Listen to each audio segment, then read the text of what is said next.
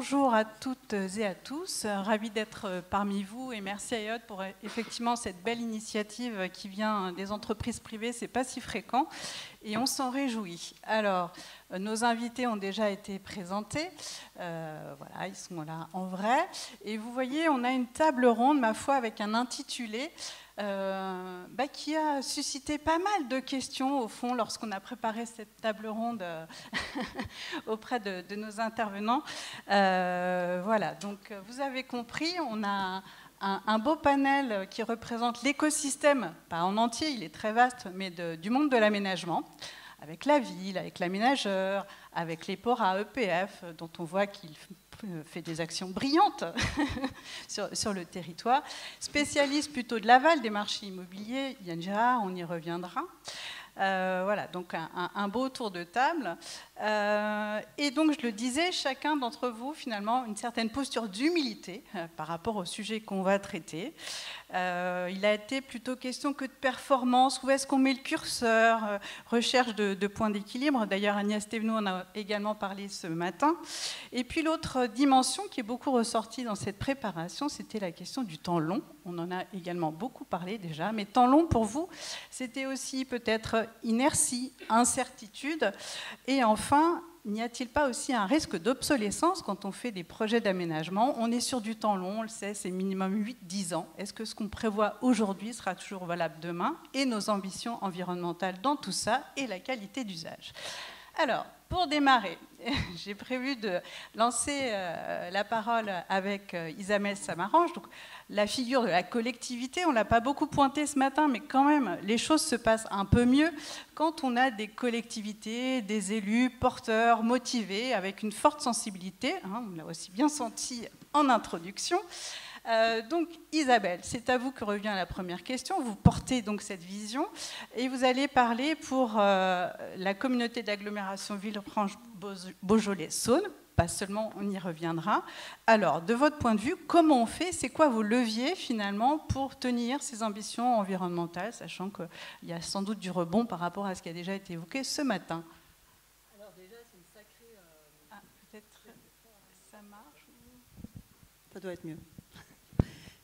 Déjà, c'est une sacrée responsabilité pour la collectivité dans ce débat-là, dans cet environnement-là où on le sait, le marché immobilier est compliqué, les ambitions pourtant environnementales sont là, la crise climatique est là, donc il y a des enjeux à tenir, il y a des volontés aussi politiques, des ambitions politiques aussi à tenir.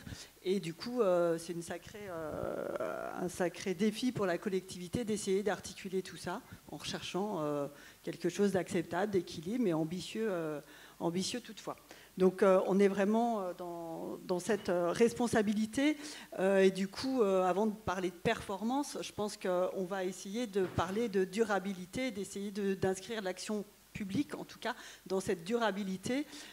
Si on arrive à être performant plus, ça sera mieux. Mais déjà, si on passe le défi de la durabilité, que le territoire qui est porté par la collectivité participe à ça, on aura déjà fait, je pense, un très bon pas. Je rejoins le caractère humble de l'action qu'on doit mener.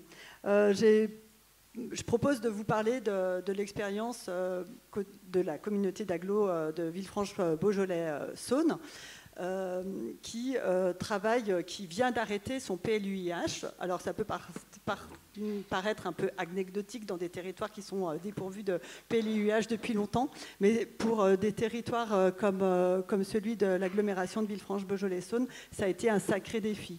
C'est un territoire de 18 communes, un territoire complet, dans le sens où il y a 5 communes qu'on appelle la polarité, assez denses, des communes urbaines, et puis des 13 communes qu'on appelle les villages, vraiment les paysages de Beaujolais, de vignes, de pierres dorées, beaucoup plus rural.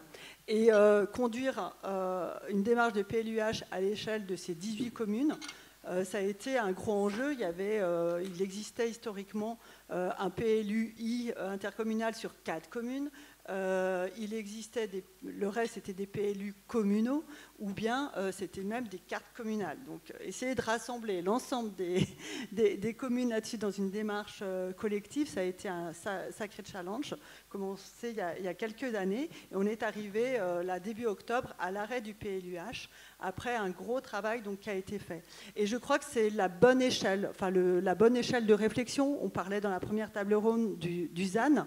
Voilà, c'est la bonne échelle aussi pour faire descendre le ZAN et faire des choix stratégiques de développement, de consommation et de préservation de terres agricoles, d'autant plus sur les caractéristiques du territoire que je viens de vous donner.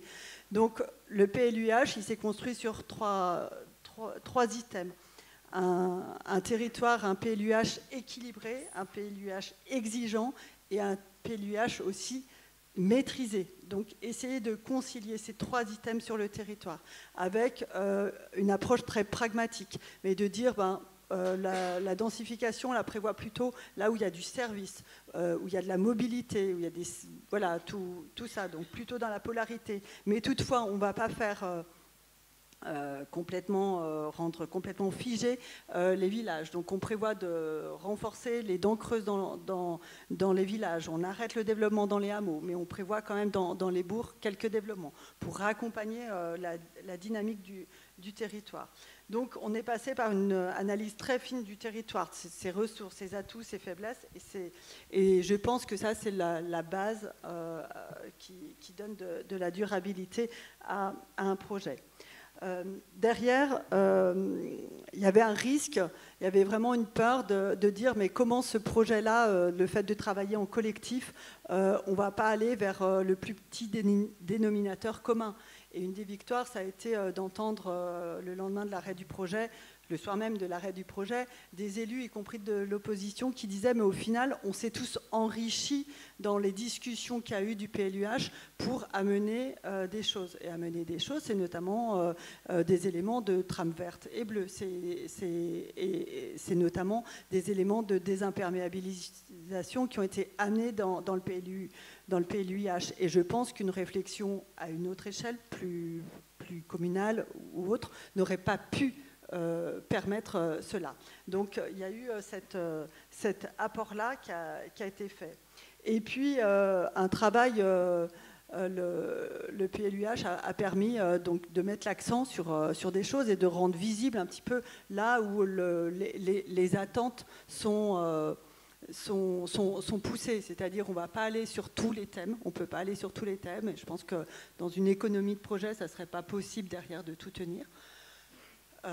On a posé des enjeux de nature en ville, de paysage, de pleine terre, qui n'existaient pas forcément avant, de désimperméabilisation. On a des OAP thématiques de photovoltaïque, mais qui sont liées à la désimperméabilisation, et on est allé là-dessus. On est allé aussi sur de nombreuses OAP sectorielles pour montrer là clairement où étaient les enjeux et où il y avait un travail à conduire spécifique.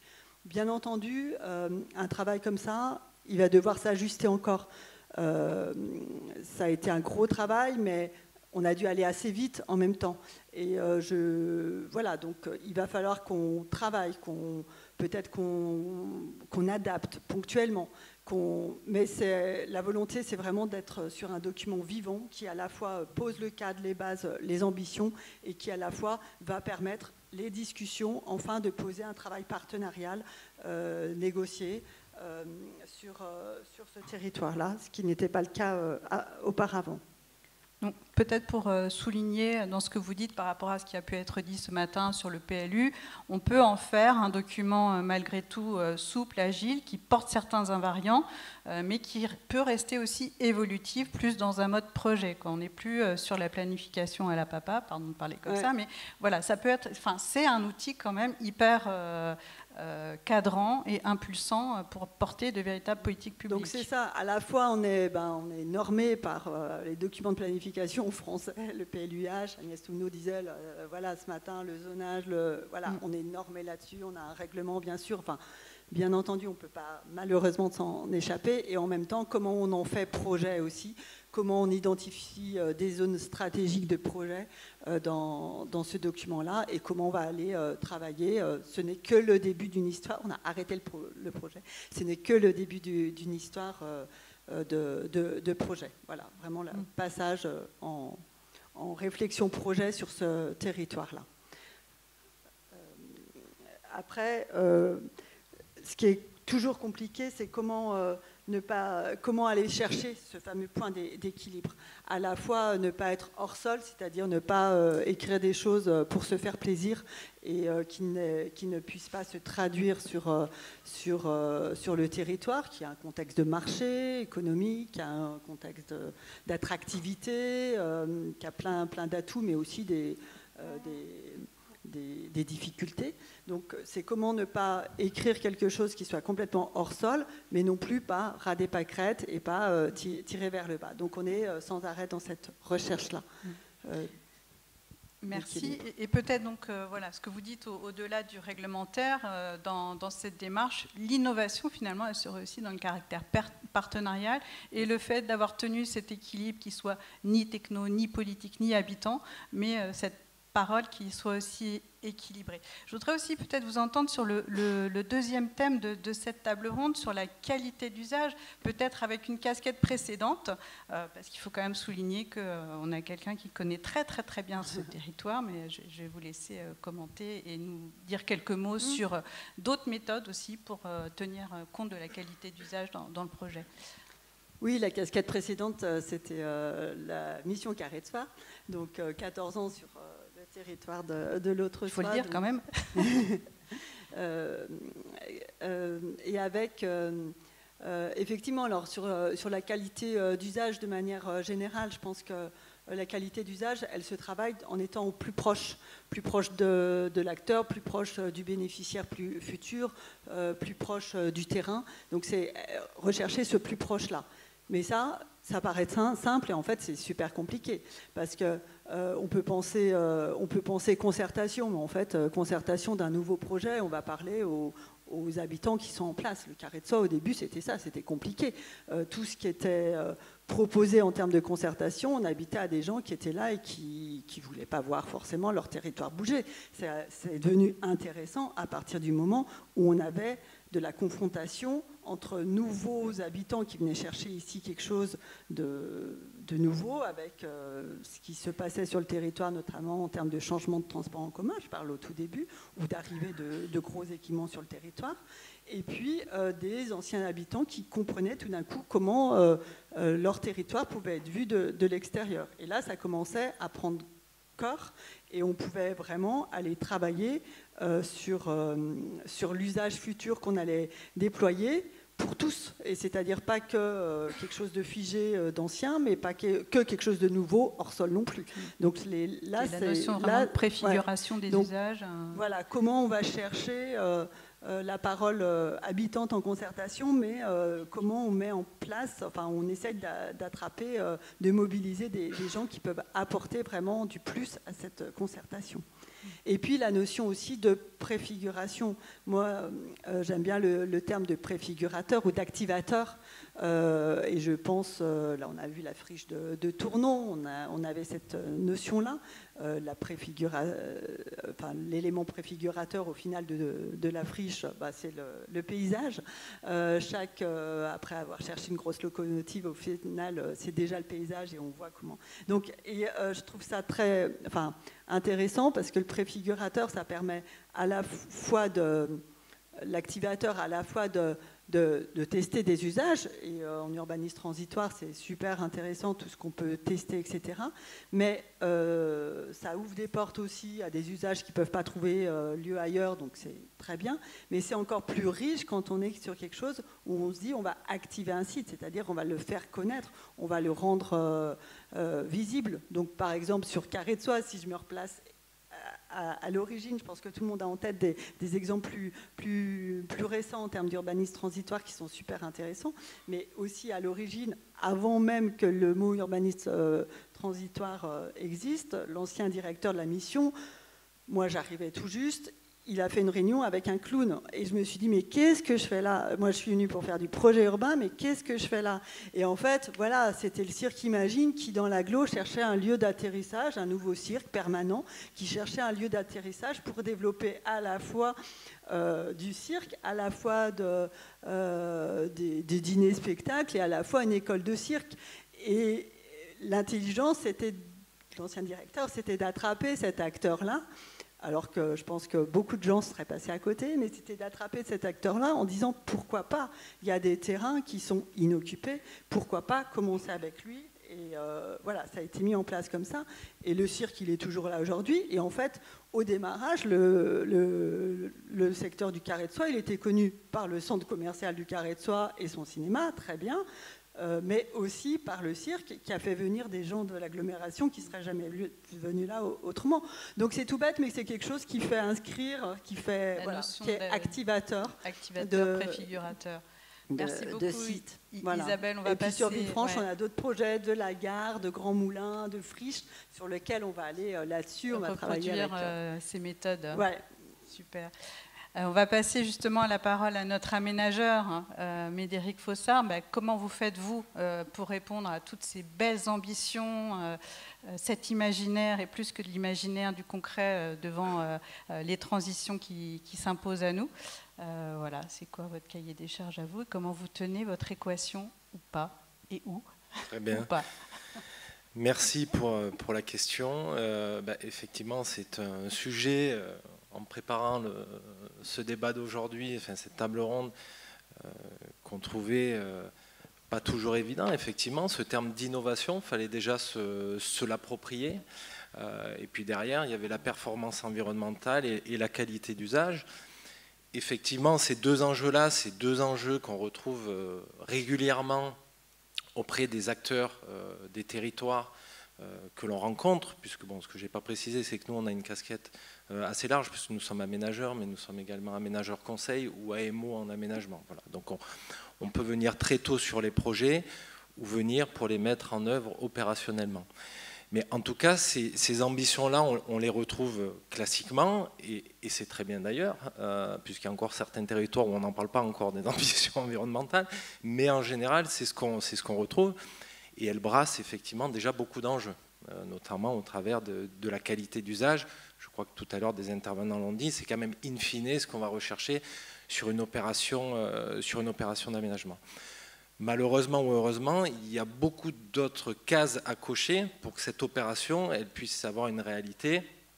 On va parler des délais, parfois politiques, on va parler des enjeux financiers, des problématiques de mobilité, des problématiques sociales, etc. etc. Donc on sait qu'on est face à beaucoup de sujets à croiser pour essayer de faire atterrir le projet le plus sensé, le plus poussé, le plus ambitieux possible, mais aussi réalisable. À côté de ça, et on le voit bien avec l'échantillon des participants d'aujourd'hui, c'est qu'il n'y a pas deux territoires, deux collectivités qui se ressemblent sur le territoire. Et effectivement, il y a la métropole de Lyon, Villeurbanne, la région parisienne, mais il y a aussi Condrieu, Vienne, Tournon-sur-Rhône, et parfois des territoires encore plus en difficulté pour attirer des investisseurs, et donc pour trouver l'équation, la bonne équation financière. Voilà. Donc effectivement, on peut travailler sur des communes de 2-3 000 habitants, mais qui ont aussi une ambition pour leur territoire, qui ne veulent pas mourir, et donc qui ont parfois des friches sur leur territoire et qui se posent beaucoup de questions. Dans ce contexte-là, pour arriver sur le thème qui nous concerne, qui est l'innovation, mais pour continuer de contextualiser, mais je ne fais que répéter des choses qui ont déjà été dites tout à l'heure, c'est qu'on travaille sur du temps long. Donc une opération d'aménagement, il y a déjà tout le avant, c'est-à-dire savoir ce qu'on va vraiment vouloir faire là-dessus, qu'il y ait aussi un alignement politique, parfois entre agglomération, Comcom et la commune aussi en place. Ensuite, il y a la durée de l'opération et ensuite, il y a la vie après de l'opération. Donc ça, on sait qu'on travaille sur ce temps long. Mais ce temps long, il s'inscrit, et là aussi, je ne fais que répéter ce qui a déjà été dit, mais dans un monde qui change et qui, en ce moment, change très vite aussi. Déjà, les mandats politiques changent. Il y a des élections très régulièrement, donc des ambitions aussi qui changent pour nos acteurs politiques. La réglementation, on parle beaucoup du ZAN, mais effectivement, c'est quelque chose qui est arrivé, dont il a fallu s'approprier. Peut-être qu'on ne s'est pas encore approprié complètement, avec une réglementation qui vient aussi quand même au niveau national et qui doit ensuite atterrir au niveau local, et encore une fois, chacun avec des problématiques assez différentes. Il y a le marché immobilier, en ce moment, on n'en parle pas, mais effectivement, avec son cadencement et ses crises, et c'est normal à peu près tous les 15 ans, mais il faut s'y préparer aussi, et en ce moment, on y est, et on y est bien dedans. Et puis on pourrait égrener comme ça les sujets, mais la sociodémographie aussi, avec la décohabitation, etc., la géopolitique, etc. Voilà. Donc, une fois qu'on a dit tout ça et qu'on revient au thème d'aujourd'hui, avec cette casquette de conseiller en aménagement ou d'aménageur, la conclusion sur laquelle on a un peu abouti, c'est se dire que peut-être que l'innovation, innover, c'est peut-être savoir s'adapter ou savoir évoluer. Voilà, c'est un petit peu la première conclusion qu'on a tirée. Je peux peut-être alimenter de quelques exemples, mais en tout cas, faire évoluer, c'est-à-dire que faire évoluer un projet, effectivement, des projets d'aménagement, bon, il y a des autres projets d'aménagement qui se font une fois qu'il y a le go politique, qui peuvent se faire en 6 ans, mais c'est très souvent 10 ans, peut-être 15 ans. Donc, comment faire pour intégrer tous les éléments contextuels dont on parlait précédemment pour que le projet qu'on réalise, au final, ne soit pas un projet has-been, ne soit pas le projet d'hier, mais soit bien le projet de demain. Donc, il faut évidemment arriver à garder une capacité d'évolution sur le projet, mais en même temps, la chaîne de l'aménagement, et ça aussi, ça a été dit et bien dit tout à l'heure, elle est très longue et complexe, parce qu'il y a beaucoup d'acteurs, il y a du privé, il y a du public, il y a des outils de planification dans lesquels on doit s'inscrire, on obtient des autorisations d'urbanisme, on obtient des délibérations des collectivités, on obtient des arrêtés préfectoraux, et une fois qu'on a tout ça, on est déjà vachement content, parce qu'on s'est dit, ouf, on a réussi, on peut y aller. Et parfois, une fois qu'on a ça, on regarde notre projet et on peut se dire, il est déjà plus tout à fait d'actualité. Alors là, je pose une question, mais je n'ai pas tout à fait la réponse. Et je peux illustrer avec un projet que Ehud connaît bien, c'est Osterode, un projet à Rieux-la-Pape en concession d'aménagement, où au final, le projet a été préparé par la métropole de Lyon et la ville de Rieux, peut-être dans les années 2017-2018, avec un projet qui s'est voulu déjà ambitieux, merci, qui mixe les fonctions, avec du service, un hôtel, du tertiaire, du parc d'activités, des macrolots pour attirer aussi et garder des entreprises locales, d'ailleurs on pourrait longuement en parler mais ce n'est pas le sujet, et également du logement. Et tout ça, essayer de mailler ça et faire en sorte que ça vive bien au travers d'espaces publics de qualité, des mobilités douces, etc., etc.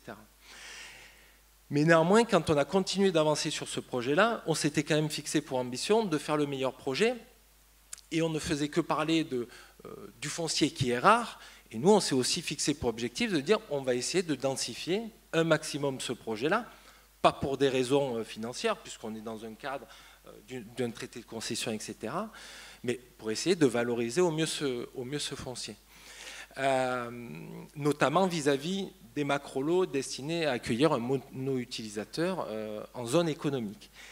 Et on a réussi, pour diverses raisons, qui ne sont bien sûr pas dues qu'à des aménagements, c'est multifactoriel, mais au final, on a vu que même les entreprises, effectivement, c'était dit tout à l'heure, elles ont joué jeu. Alors, notamment avec des entreprises, peut-être pas forcément des investisseurs, mais des entreprises qui construisent pour elles dans une vision long terme, patrimoniale, etc., le foncier étant un petit peu plus cher qu'avant, elles se sont dit, bon, je vais essayer d'optimiser, je vais mettre des places en demi-sous-sol ou en sous-sol, etc. Et elles ont réussi, pour la plupart, à vachement densifier leur projet. Sauf qu'à partir de là, la constructibilité qui nous était donnée au départ n'était plus la même. Et là, avec Ehud notamment, et même avec des conseils juridiques, on a commencé à se dire, est-ce que nos évaluations environnementales, est-ce que nos études d'impact, etc., qu'on a fait et qui viennent toujours d'être accordées, est-ce qu'elles sont encore à jour ou est-ce qu'on doit aller les faire évoluer? Alors disons qu'on doit aller les faire évoluer, pourquoi pas, Mais est-ce qu'aujourd'hui, les services de l'État, encore une fois, le travail est tellement long, douloureux, complexe, parfois il est difficile aussi d'avoir accès directement à ces personnes-là qui doivent aussi avoir un peu, mettre un peu à distance aussi les porteurs de projets. Donc on y va avec un petit peu de crainte. Voilà. Et je ne mets pas par-dessus, il y a un traité de concession aussi qui nous lie à la collectivité, qu'il faut faire aussi évoluer, etc. Donc voilà, donc ça c'est une première question qu'on peut poser, c'est qu'on y arrive, mais aussi à quel prix on y arrive. Et est-ce qu'on ne pourrait pas faire mieux? Donc vous pointez d'autres acteurs qui ne sont pas nécessairement présents dans la salle, hein, mais toute la partie réglementaire, services de l'État et autres, qui sont bien sûr assez incontournables. Quand on a préparé cet échange, vous avez aussi quand même parlé de points d'appui s'agissant de la métropole de Lyon, à travers les référentiels. Pour vous, comment ça vous guide dans vos actions? Et puis aussi, les leviers que vous allez chercher quand même pour tenir vos propres ambitions environnementales que vous devez remplir. Je vous citerai après si vous ne vous citez pas vous-même. Je ne sais pas ce que j'ai dit comme bêtise encore. Oui, en tout cas, les référentiels qu'on peut... il est évident que quand on travaille sur la métropole de Lyon, c'est très confortable parce qu'effectivement, c'est une métropole qui est très structurée, qui a des services ad hoc pour chaque sujet, chaque thématique. Donc, ce qui permet évidemment d'aller trouver les réponses à nos questions assez facilement et effectivement parfois éviter même de se poser des questions et d'aller un peu plus vite. Voilà. Donc ça c'est évident qu'on s'appuie là-dessus, mais je veux aussi à nouveau rebondir sur le préambule qui était de s'adapter aussi à chaque territoire auquel on doit s'adresser et à chaque territoire qui doit pouvoir aussi se développer. C'est ça aussi l'innovation pour nous, c'est-à-dire que, bon, j'essaie de revenir au sujet, mais on peut s'en écarter un peu. On comprend que c'est la recherche de la meilleure ambition environnementale et qualité d'usage pour tous, aujourd'hui et demain, surtout face, encore une fois, à nos transitions.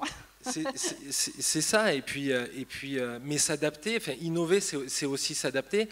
Je reprends un peu l'exemple de Tournon-sur-Rhône. On a eu un peu le même exemple sur la commune de Saint-Vallier avec la Comcom Drôme-Ardèche, où via EPORA, ils ont pu acquérir un foncier stratégique sur cette commune. Et cette commune, alors en plus, cette collectivité, on était vraiment sur le haut du marché immobilier, donc les promoteurs commençaient même à venir sur ces territoires, effectivement, à cette époque, jusqu'aux années 2020-2022. Et puis, aujourd'hui, on sait que c'est compliqué de construire partout. Et donc les grandes ambitions qu'ils ont eues quand ils ont pu acquérir ce foncier via l'EPORA, hein, donc il faut l'acheter, il faut le démolir, il faut le dépolluer, etc., avec un objectif aussi d'équilibre financier. Quand nous on a fait notre petite étude de cadrage réglementaire, financier, technique, urbain, etc., on s'est dit oui, certes, effectivement, c'est un super projet, c'est une friche qu'il va falloir réhabiliter.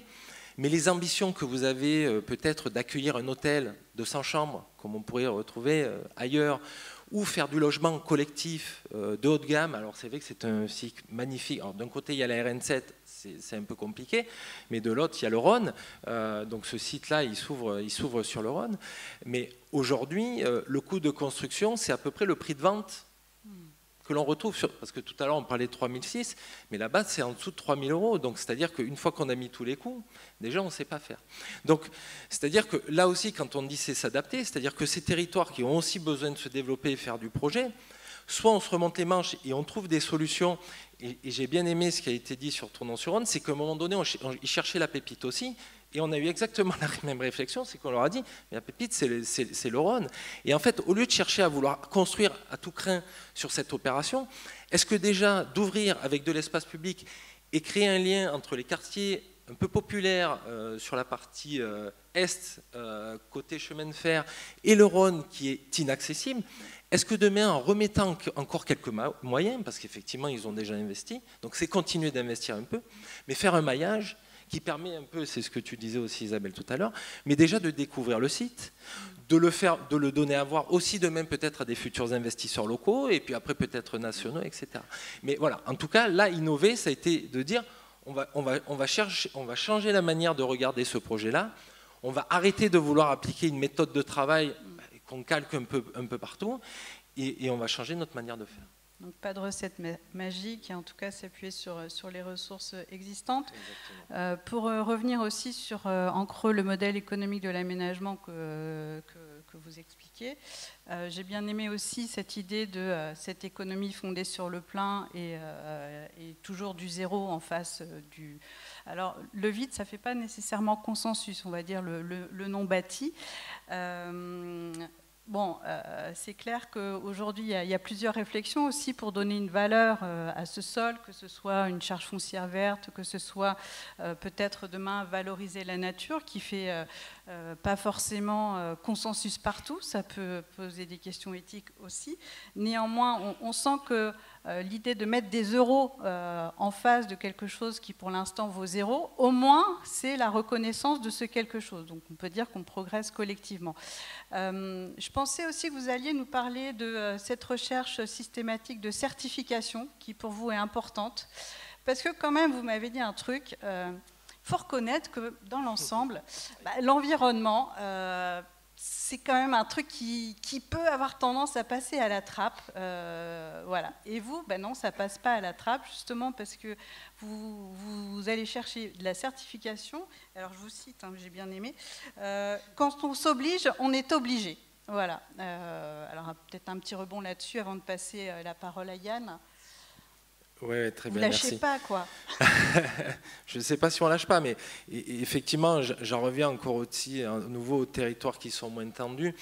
Effectivement, à un moment donné, il y a une volonté de faire. Et c'est vrai que c'est pour ça que je dis que parfois l'ambition environnementale, on est tellement contraint à un moment donné sur ces projets-là, parfois sur des délais, parfois sur des contraintes techniques, sur des évolutions du marché, sur des évolutions réglementaires, etc. etc. Donc c'est vrai que parfois, des sujets, des ambitions fortes environnementales qu'on pouvait avoir au tout début, et quand je dis on, c'est collectivement avec la collectivité, bien évidemment, elles peuvent passer un petit peu, faire un pas de côté. Donc c'est vrai qu'aujourd'hui, on essaie de systématiser, et c'est ce qu'on fait sur quasiment toutes nos opérations en concession d'aménagement avec EOD, c'est se faire certifier. Alors plutôt HQE aménagement parce que Écoquartier ne veut pas forcément toujours de nos projets, malheureusement, parce que parfois ils les trouvent pas assez urbains, etc. Mais parce qu'on travaille sur des projets parfois qui ne sont pas en pleine centralité urbaine. Mais en tout cas, on s'oblige effectivement, via un label HQE aménagement, de se fixer nos objectifs au départ du projet. Et ensuite, chaque année, on a un audit qui nous permet de nous dire est-ce que vous avez bien rempli ceci, cela comme objectif et de les tenir au final jusqu'au bout, effectivement. Merci Médéric. Je vais me tourner maintenant vers Yann Gérard, donc, notre spécialiste des marchés fonciers et surtout Bonjour. immobiliers. Et toi, tu es bien à l'aval quand même de tout ça pour venir éclairer aménageurs, promoteurs sur la commercialisation au fond, et c'est un sujet très sérieux. Est-ce que tu peux nous en dire un peu plus? Alors je sais pas, enfin, pas plus sérieux en tout cas, je crois que tout ce qu'on a évoqué là. Ouais, c'est vrai que nous on intervient, j'irais pour toutes les maîtrises d'ouvrage de la chaîne de l'immobilier que vous connaissez tous par cœur, et on peut travailler à la fois pour des collectivités, à la fois pour des aménageurs. Pour les PORA, pour des EPF, pour etc. etc. Et pour la promotion, bien sûr, immobilière, les bailleurs sociaux, etc. J'en passe. Mais c'est vrai que la spécificité par rapport à tout ce qui se dit là, c'est vrai que nous, on intervient moins sur la partie innovation technique environnementale, hein, soyons clairs là-dessus. Et c'est vrai que notre entrée, par contre, c'est les marchés et l'économie. C'est vrai, donc elle est limitative, hein, j'en conviens, et elle n'a pas vocation, je préfère le dire tout de suite, à s'imposer au reste. Mais en tout cas, c'est notre point de vue, et on pense qu'il est nécessaire aussi. Et on sort d'une période où probablement, en tout cas, c'est mon point de vue qui ressort de mon expérience de travail avec un certain nombre d'entre vous, c'est qu'on sort d'une période où, et je crois que ça a été un peu dit, on regardait essentiellement les prix, on va le dire comme ça, on était vraiment un regard offre, Bon, et puis on se disait, allez, on prend 3 à 5% par an. Voilà. On rentrait très directement dans des choses très techniques. On faisait tourner des modèles. Je me souviens, les premiers organismes de foncier solidaire qu'on a accompagnés, alors on était sur des super business plans, etc. Machin. Et très rapidement, nous, le point de départ adéquation, pour ceux qui nous connaissent, c'est quand même la demande. Et je pense que quand on parle de qualité d'usage, d'innovation, etc., et ce point de vue-là, il a pu être un peu oublié à tel point que, je peux le dire, hein, puisqu'on est partie prenante adéquation, y compris dans cet emballement qui a pu être le nôtre collectivement à un moment. Je peux vous dire que dans certains cas, on me disait, bah non, mais attends, moi, la demande, la sociodémographie, vous parliez d'un diagnostic complet, ouais, mais attends, c'est quoi l'offre, c'est quoi la concurrence, et à quel prix, puis tu me sors un prix, puis on va rajouter de 3 à 5%. Peut-être certains dans la salle se reconnaîtront, je vois plein de personnes, mais voilà, j'aime bien dire, on est partie prenante aussi, et on est aussi, nous, dans cette obligation de penser les choses un peu autrement. Si ce n'est qu'encore une fois, ce sujet de la demande, il revient vraiment au cœur, tant mieux. J'ai même une responsable dans nos équipes qui m'a dit un jour, mais maintenant j'ai des gens qui viennent me voir, ils savent pourquoi ils me posent des questions. Bon, donc si je voulais bosser un peu l'extrême, hein, mais c'est pour dire vraiment cette conviction, et voilà, elle n'est pas feinte, hein, mais on part de la demande, je dirais on peut la voir sous 2 angles. Hein. Bah, évidemment, celle qui s'est imposée à nous tous, bah, les revenus, les moyens, hein, enfin, je ne vais pas vous refaire l'histoire des taux d'intérêt, etc. Et celle-là, elle est fondamentale, évidemment, parce qu'on voit que quand on parle qualité environnementale, qualité d'usage, etc., et ben aujourd'hui, je crois que ça a été un peu évoqué, mais on a des questions de certains opérateurs qui nous disent, mais est-ce que je peux vendre plus cher si je mets si je mets, je sais pas, ceci, un RE 2020, 2030, etc. Bon, la réponse aujourd'hui, grosso modo, à moins d'avoir un marketing extrêmement agressif, extrêmement efficace, elle est plutôt non. Par contre, on sait que, on a des études pour le coup sur le sujet, on sait que quand c'est moins bien, ça peut être un facteur de dégradation, tout simplement s'il y a des travaux de réhabilitation, beaucoup de rénovation à faire, etc. Ça paraît un peu évident. Mais dans l'autre sens, on ne l'a pas trop. Donc c'est un premier frein qu'il faut avoir en tête, malgré tout. Et je dirais, c'est un angle très revenu, très quantitatif, etc. Mais l'autre angle dont j'aime bien parler, c'est celui qu'on est, alors le terme est un peu large, mais sous le terme de préférence des ménages. On sait que les ménages, bah, ils vont avoir des fois bien aimer la maison, des fois bien aimer des collectifs, des fois avoir des enjeux plus d'extérieur. On a vu comment ce sujet des extérieurs et du confort, il a été beaucoup mis en avant. Je pense que ça, ce sont des choses très importantes à regarder. Et je le dis parce que quand on intervient notamment dans des consultations d'aménagement ou même au stade de la concession, je trouve que parfois les critères de sélection, ils restent encore, pas chez tout le monde évidemment, comme ça je suis tranquille, mais ils restent encore très axés sur le technique, l'architectural, qu'on le veuille ou non, il suffit de regarder les notes. Hein. Et du coup on prend un vrai risque, je crois. Le risque, c'est que on va regarder les coûts d'aménagement, etc. On va faire la somme. Par contre, on voit bien que souvent, dans des consultations, même les opérateurs, hein, la stratégie à qui je vais vendre, la cible, comment j'ai travaillé le sujet, etc. Bon, on passe vite dessus hein, dans le jury, puis on va regarder effectivement tous ces critères techniques. Ils sont extrêmement importants, je ne suis pas en train de le remettre en cause, mais un peu, je pense que ça fait partie du témoignage de Médéric il y a 3 secondes aussi. Hein.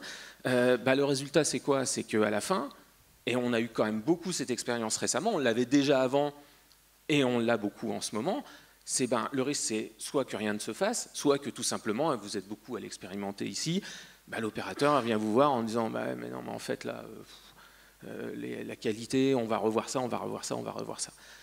Donc voilà, donc, moi, mon message, mon point de vue, qui est cet angle économie-marché, c'est que je pense qu'encore trop aujourd'hui, ces sujets-là, ils sont un peu mis de côté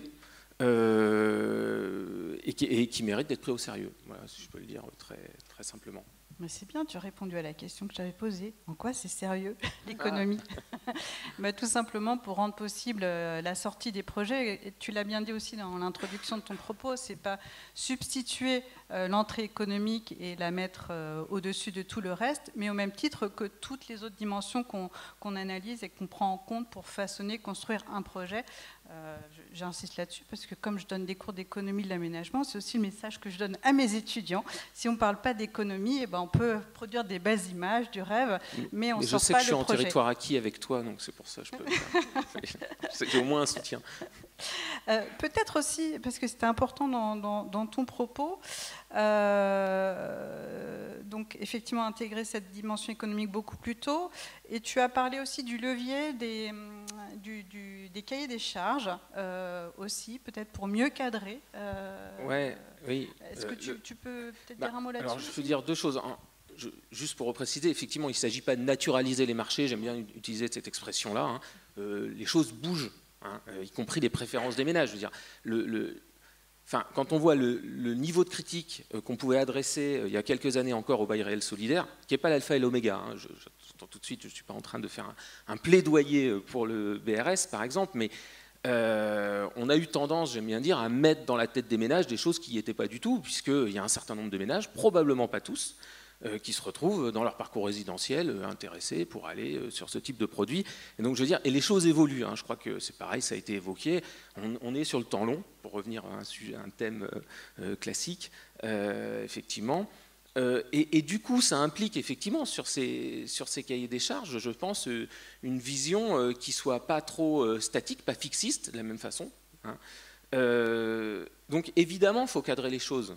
Je ne suis pas en train de dire qu'il ne faut pas de PLU, il ne faut pas de... etc. Ce n'est pas mon propos. Par contre, oui, il y a des fois dans des cahiers des charges une vision très fixiste des marchés, des cibles, etc. Et en fait, mon propos derrière, c'est aussi de dire que je ne crois pas que l'aménagement, ce soit une discipline paramétrique. Qu'est-ce que j'entends par là? C'est pas je règle tel curseur plus tel curseur plus tel curseur, vous voyez, une belle équation égale une bonne opération d'aménagement. Moi, j'aime bien une expression pour en parler, je crois qu'une opération d'aménagement, surtout quand elle est bien réussie, c'est le résultat plus d'une congruence. C'est-à-dire qu'à un moment, on a prévu des choses, on a essayé de créer des conditions de possibilité, voilà, que ça sorte correctement.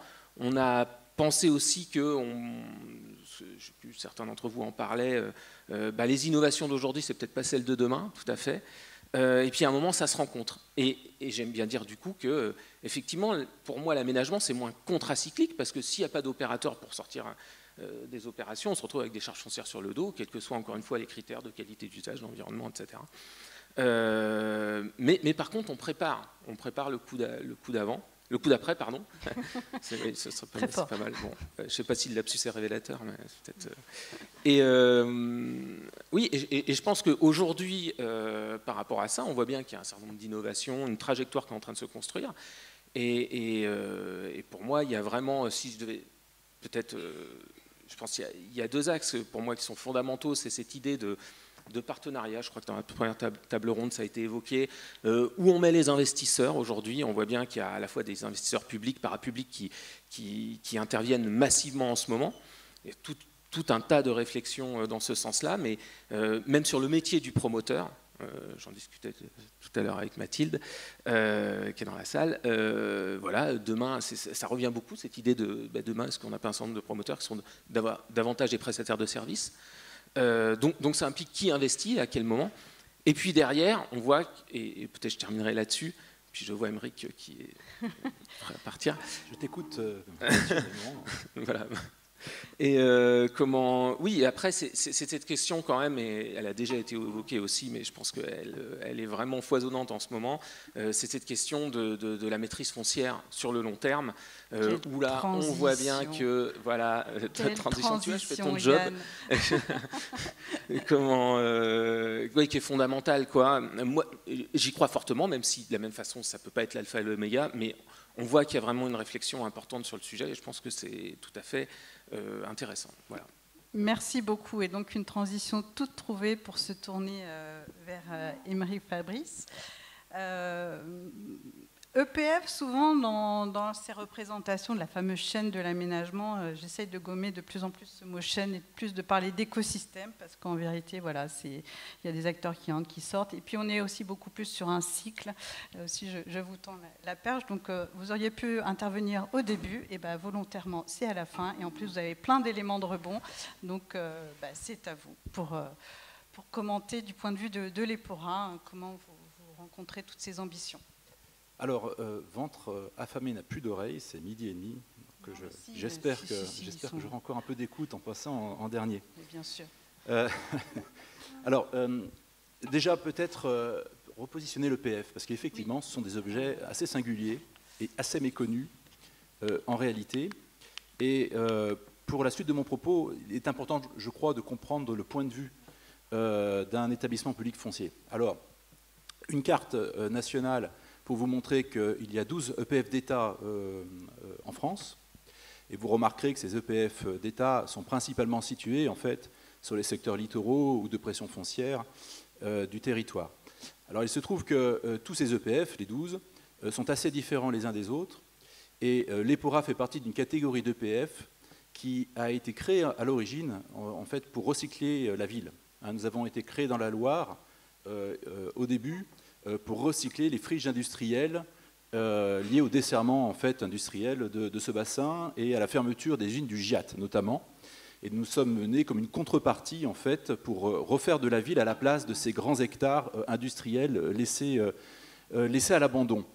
Et donc nous avons dès le début en fait, nourri un ADN de recycleurs fonciers et progressivement, si on peut passer peut-être au slide d'après, progressivement, nous nous sommes en fait étendus de la Loire à plusieurs autres départements pour en fait atteindre une échelle qui est une échelle, on va dire, à peu près du tiers de la région Auvergne-Rhône-Alpes et développer des stratégies un peu plus élaborées qui vont au-delà aujourd'hui du recyclage de friches industrielles. Et je vous en parlerai dans quelques temps. Je vous ai montré cette carte-là, il me semblait important de vous la montrer, pour en fait mettre en lumière que nous avons un territoire régional qui est extrêmement peu organisé en matière d'EPF, en fait, mal organisé. Nous sommes une incongruité nationale. En Auvergne-Rhône-Alpes, nous avons ici, là, sur la carte en bas à gauche, nous avons 6 EPF, ça n'existe nulle part ailleurs. La capitale régionale n'est pas couverte par un EPF, ça n'existe nulle part ailleurs en France. Et l'EPF d'État est positionné, en fait, c'est la carte qui est à droite, plutôt sur un territoire où effectivement, on a un faible potentiel financier, c'est la couleur rouge, le potentiel financier, vous voyez. Mais malgré tout, c'est un EPF qui arrive à fonctionner, vous en avez eu 2 exemples tout à l'heure. Et comment ça fonctionne un EPF? Nous, on achète des terrains pour le compte des collectivités locales dans le cadre de leur projet d'aménagement. Jusque-là, tout va bien. Et vous avez pu comprendre que nous assumons des déficits fonciers parce que parfois la charge foncière ne permet pas de payer le prix de revient du terrain une fois requalifié. Et comment nous faisons cette magie? Tout simplement en ayant une taxe qui nous est dédiée, qui s'appelle la taxe spéciale d'équipement. Nous collectons. C'est une bonne taxe parce qu'elle est faible pour les ménages et les entreprises. C'est moins d'1% de la taxe foncière payée. C'est quelques euros par habitant. Par contre, elle fait des effets d'accumulation qui nous permettent de faire des péréquations entre des territoires où il y a un peu de marché, un peu de tonicité de marché, où le portage foncier va suffire à résorber les déficits fonciers liés au recyclage, et d'autres où on est plus stationnaire en termes de marché, et là, il va falloir apporter en fait, des minorations. Et donc, notre établissement a cette pratique, depuis le début d'ailleurs, de pratiquer ce qu'on appelle la minoration foncière, c'est-à-dire de vendre à perte, de faire des marges négatives sur nos fonciers. Vous avez vu sur ITDT tout à l'heure, un terrain de 5 millions d'euros, nous allons chercher des subventions, nous mettons des fonds propres dedans, et ensuite nous le vendons à 2 millions à la collectivité locale. Et nous pouvons faire ça parce que cette taxe, elle est collectée sur l'ensemble de notre périmètre, et nous en faisons une péréquation. Ceci étant dit, pour en venir au sujet de l'innovation environnementale, de la performance environnementale des projets, moi je voudrais vous dire une chose, c'est qu'on se préoccupe beaucoup de la performance des objets urbains que nous allons créer. Finalement, la norme est foisonnante en la matière, peut-être trop d'ailleurs, puisqu'elle a tiré les coûts de réalisation à des niveaux qui sont peut-être plus soutenables en fait aujourd'hui, et on oublie, ce faisant, qu'une bonne partie de la performance environnementale des projets urbains, c'est d'abord le choix de l'adresse. Choisir un terrain qui a du passif carbone plutôt qu'un terrain ENAF où on va en fabriquer, aujourd'hui, ce n'est pas du tout perçu. Quand on prend une friche industrielle, manufacturière, moi j'ai un bel exemple à Vienne, on a une manufacture napoléonienne de textile. Vous savez, nous, comment dire, quand on passe, on fait de l'histoire industrielle. Hein. On a fait Canson, Duralex, on a fait les teintureries de Tournon, les manufactures textiles de Vienne. Bref, donc quand on passe, on est face à des bâtiments qui ont nécessité de l'émission de carbone, qui ont coûté de l'argent. Et bien souvent, le premier réflexe, c'est de raser. Pour aller chercher la valeur patrimoniale industrielle, ça commence à être plus à la mode, hein, mais pour aller chercher cette performance environnementale, la première des choses, c'est d'évaluer le passif carbone que nous avons sur nos terrains. Alors, il a été dit tout à l'heure aussi qu'il y a effectivement l'action sur les milieux. Quand on arrive sur un terrain qui est déjà fortement impacté en hydrocarbures, en solvants chlorés ou toutes sortes de saloperies de l'industrie carbonée du XXe siècle, effectivement, l'action de recyclage va contribuer, en plus de ça, à améliorer la performance du projet in fine. Et malheureusement, ces éléments-là sont un peu oubliés au profit de la performance de l'objet à réaliser. L'aménagement, la gestion de l'eau, les mobilités, la performance des bâtiments, etc. Et donc moi, je voulais vous donner un peu ce pas de décalage en vous disant, préoccupons-nous, quand nous arrivons sur un terrain, d'abord de la performance du recyclage foncier, et notamment de la conservation des éléments lourds qui sont sur le terrain, c'est-à-dire du bâti, de la pierre. On a trop tendance à vouloir la démolir. Alors, ceci maintenant étant dit, ça veut dire que si on veut faire des projets d'aménagement avec une bonne performance environnementale, il va falloir choisir des lieux où il y a du passif carbone. Et c'est ce que nous impose en quelque sorte la ZAN pour des questions plus diverses, notamment d'artificialisation et de gestion de l'eau. Mais néanmoins, nous allons devoir aller sur des sites déjà constitués. Et là, je vous ai mis deux représentations qu'on aime bien montrer en fait, pour mettre en tension les enjeux. À gauche, vous avez les nouvelles ressources foncières en fait. On parle beaucoup de celles en haut à gauche là, les dernières grandes friches monopropriétés. Excusez-moi, c'est un réflexe pavlovien de s'intéresser à ça. Parce qu'en fait, c'est déjà des ressources en voie d'épuisement. Déjà, la taille de ces friches-là est en train de réduire drastiquement. Le plus gros du travail a été fait dans la plupart des lieux où on peut en fait redévelopper de l'urbain et de l'économique. Il y en reste encore, mais elles sont en quantité relativement faible. En fait, les vraies ressources foncières de demain, ce sont les trois autres pastilles, notamment les îlots urbains dégradés des centres anciens, où là, il y a en fait beaucoup de valeurs qui s'évaporent et beaucoup de carbone que nous avons émis et que nous utilisons mal. Et aussi les espaces urbains desserrés, c'est-à-dire les développements que nous avons faits entre les années 80 et on va dire le début des années 2000, d'étalement pavillonnaire. Et enfin, les dents creuses qu'on peut aussi imaginer en volume, hein, les surélévations d'immeubles. Voilà nos trois zones de jeu pour le futur, en fait. C'est ça la vraie ressource foncière. Et le problème de cette ressource, c'est qu'elle est plus occupée. Maintenant, d'acheter ces sites-là, il y a toujours une valeur résiduelle hein, qui va devoir être financée. Une valeur d'usage résiduelle. Une friche sans valeur d'usage résiduelle, ça n'existe pas. Elles sont plus polluées, plus divisées, ça on le néglige beaucoup. La division parcellaire est un facteur d'aggravation des coûts de mobilisation foncière très, très, très important. Et plus environnées. C'est-à-dire qu'il va falloir travailler aussi la relation au voisinage de manière plus forte. Tout ça, ça conduit à ce que la ressource foncière va être plus chère et plus longue à mobiliser.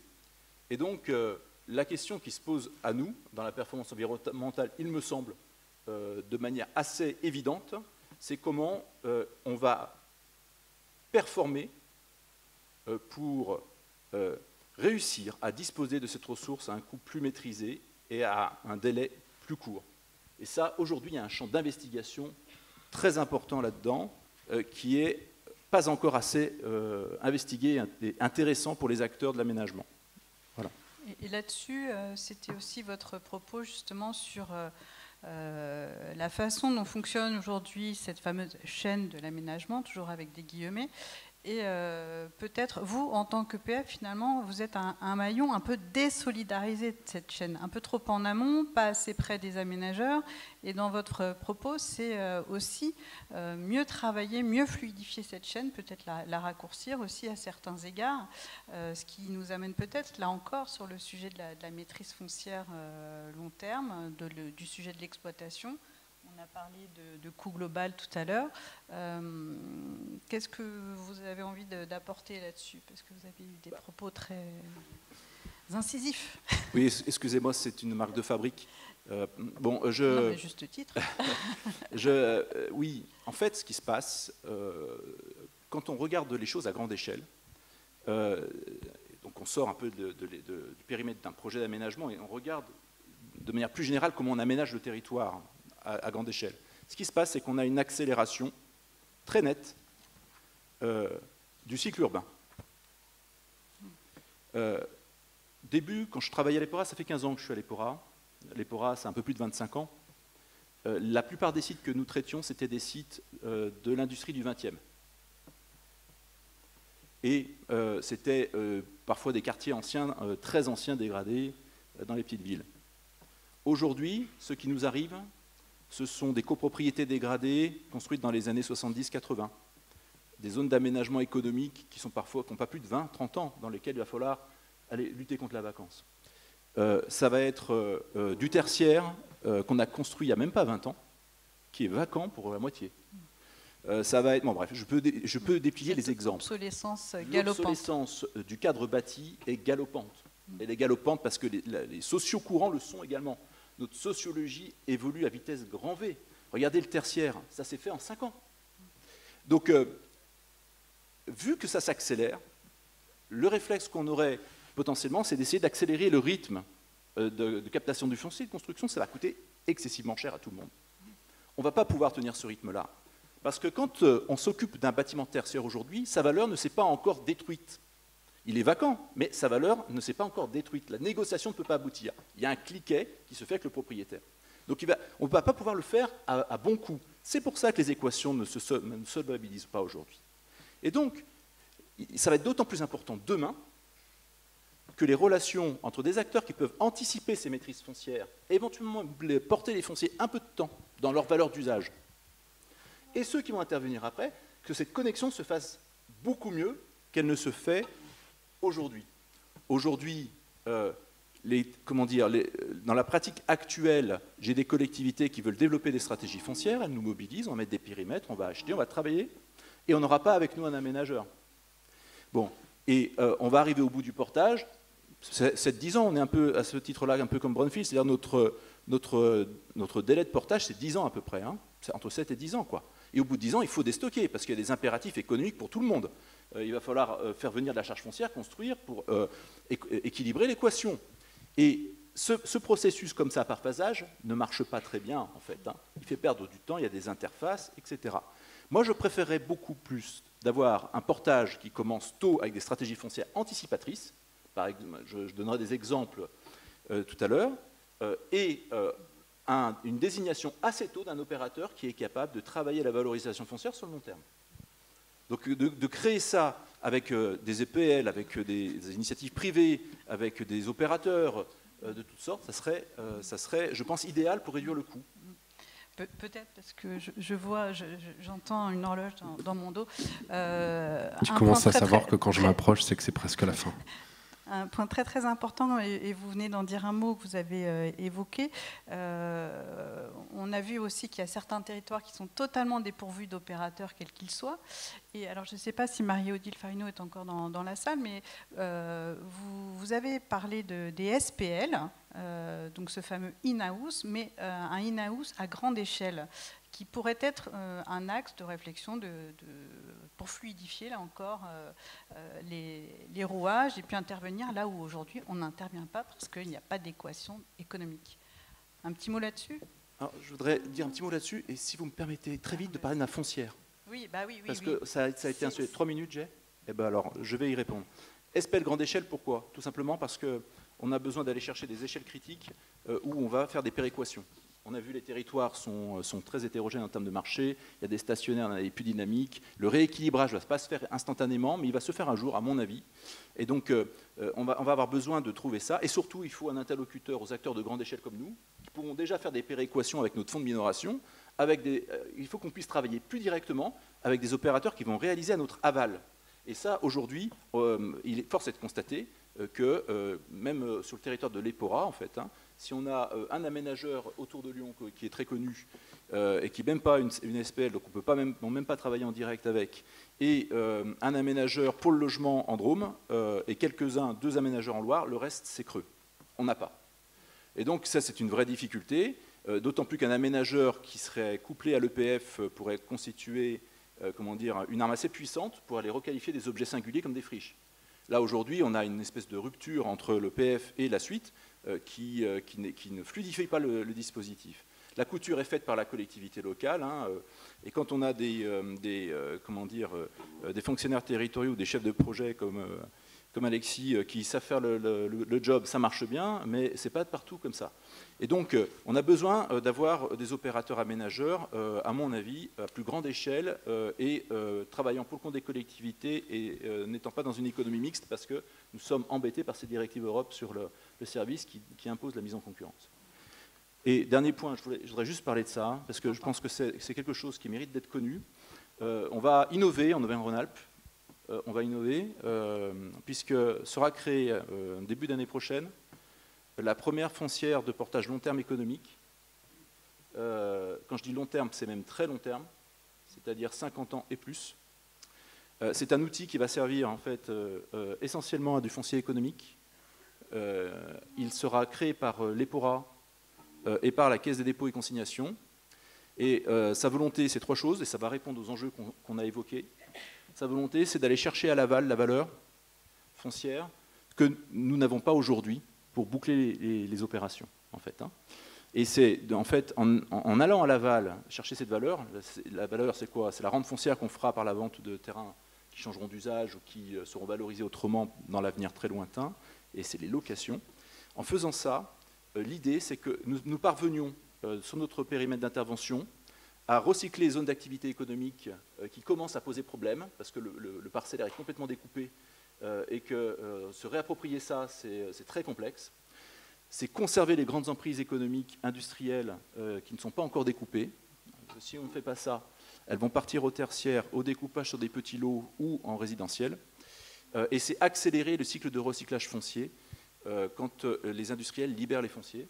C'est de pouvoir plus rapidement les remettre sur le marché pour augmenter l'offre d'accueil d'entreprise. Et donc cette foncière-là, elle est créée en début d'année prochaine. Elle aura 35 millions d'euros de volant d'affaires pour commencer. Ça va être une première. Elle fera 50 hectares de foncier économique. Et je crois que c'est une innovation, ça, sur le plan environnemental. Voilà, je voulais la citer parce qu'il se passe des choses. C'est une belle perspective. Merci beaucoup, Aymeric, et merci beaucoup à tous les 5 pour ces témoignages.